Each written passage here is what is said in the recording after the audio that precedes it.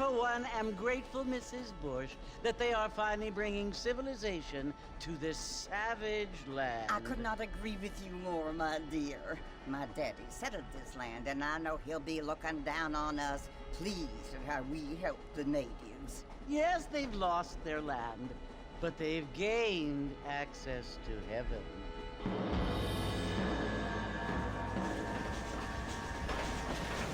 But Father, do you mean unless an innocent receives communion, they're destined to go to hell? That hardly seems fair.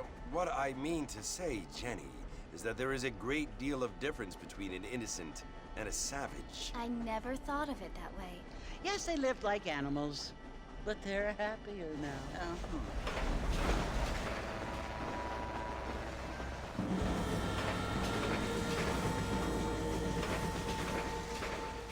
Not only do people now have motor cars, Father, but I heard that pretty soon we will be able to fly. No, only angels can fly, Jenny. No, apparently people can fly. Didn't you hear? Out in Kansas, a man even got a car to fly. I hardly think so, Jenny.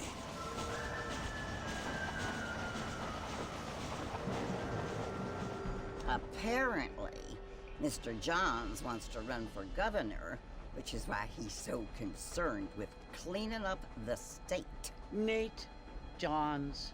Yes. His family is nothing but hillbilly trash that came here after the war. I don't want to be judgmental, but this state should not be ruled by such a disgusting family. A family without class. Apparently. The Johns family have made a lot of money, and he has a lot of friends in politics. Mrs. Bush, money isn't everything. There are many things that money cannot buy. It seems that money can buy voters, though.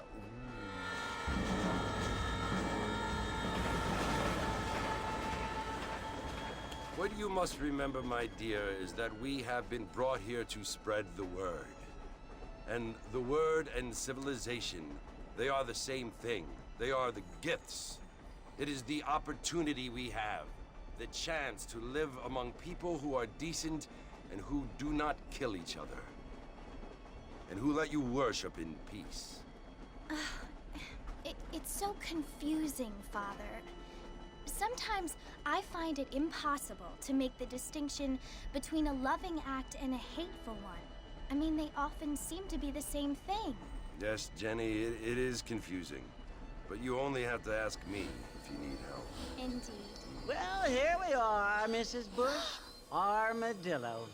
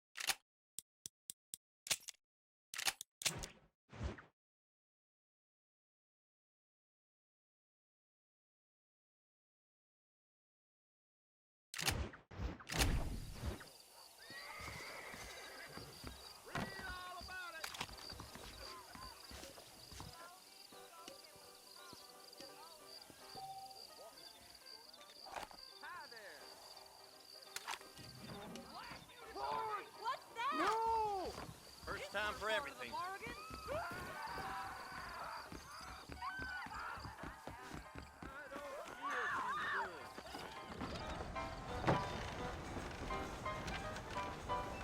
Mr. Martson!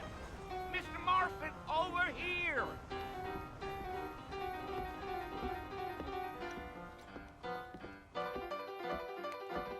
You must be John Marston. Sometimes. I'm Jake.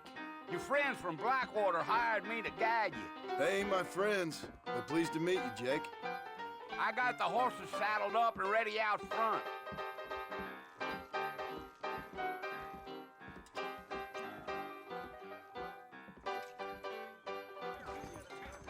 Big storm coming our way. Is that right?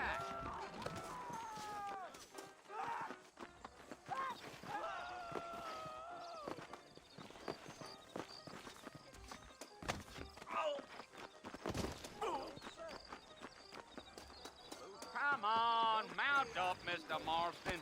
I want to get to Fort Mercer before sundown. Well, here, let's mount up and hit the trail. Take it easy until we're out of town. Ain't no point in causing a ruckus. Come on! Whoa now.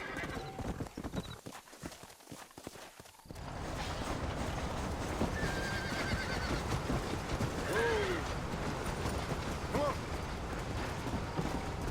Well, it's Fort Mercer you want to visit? That's right. Wait, Mr. Marston! You ain't gonna find a fort without me!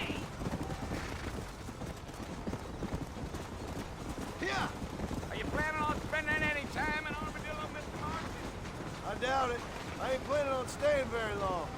Well, if you're fixing for some female company, you can do a lot worse than Armadillo. Fine as cream gravy they are. Not like Thieves Landing. Dang, those girls ain't even fit for a drinking man to hole up with. I'm a married man, I'm afraid. Ain't we all?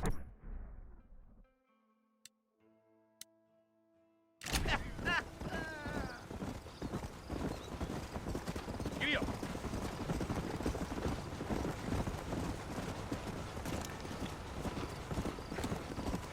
Yeah. Oh, it was the marshal who hired me. Lee Johnson. Do you know him? Mount back up, Mr. Martson. The sooner we get to the fort, the better. Come on! Yeah, yeah. Wait up, Mr. Martson!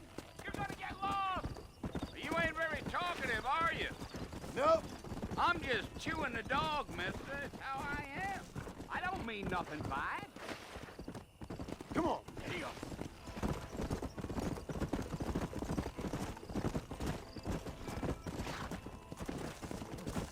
You don't look much like no Blackwater fella. That's because I ain't. If I'm being honest, I don't care much for those highfalutin big city types. Not much at all. Blackwater ain't much of a city. More of a town with delusions, but no, me neither. Giddy up.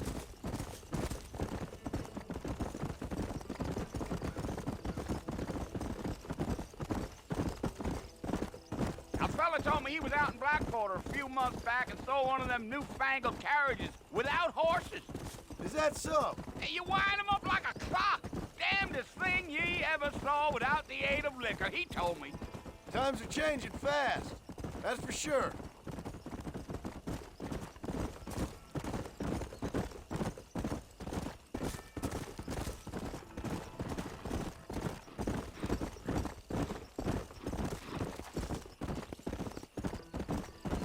I'll tell you, Mr. Marston, those coyotes eat better than I do.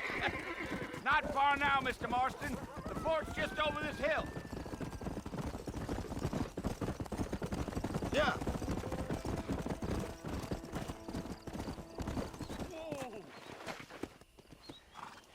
Listen, mister. This here is what's left of Fort Mercer. Some gang rode in and took the place over.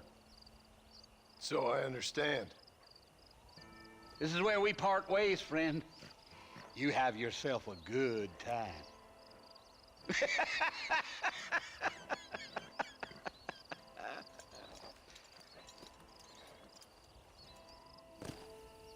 Come.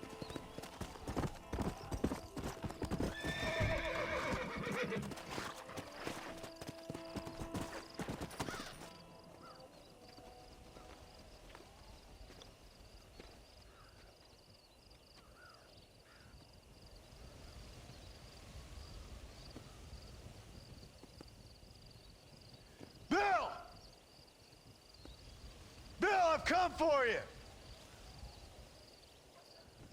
Bill Williamson! Come out here right now! Go.